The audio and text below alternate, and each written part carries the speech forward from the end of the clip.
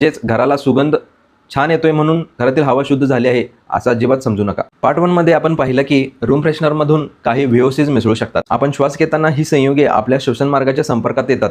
काही लोकांमध्ये यामुळे नाक, घसा, डोळ्यांची जळजळ, खोकला, घशात खवखव, डोकेदुखी किंवा मळमळ यासारखी लक्षणे जाणवू शकतात. पण याचा अर्थ असा नाही की रूम फ्रेशनर वापरला की प्रत्येक व्यक्तीला हे त्रास होतील. परिणाम हा किती प्रमाणात एक्सपोजर झाला, किती वेळ झाला, व्हेंटिलेशन किती आहे आणि व्यक्ती किती संवेदनशील आहे यावर अवलंबून असतो. लहान मूल इंडोर एअर पोल्युशन बाबत अधिक संवेदनशील असू शकतात.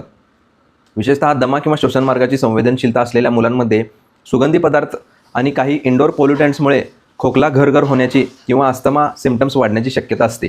म्हणून जर एखाद्या मुलाला रूम फ्रेशनर वापरल्यानंतर वारंवार खोकला येत असेल, श्वास घेताना घरघर होत असेल, नाक घशाची जळजळ होत असेल किंवा श्वास घेण्यात अडचण येत असेल तर त्या उत्पादनाचा वापर थांबवणं हेच योग्य राहील.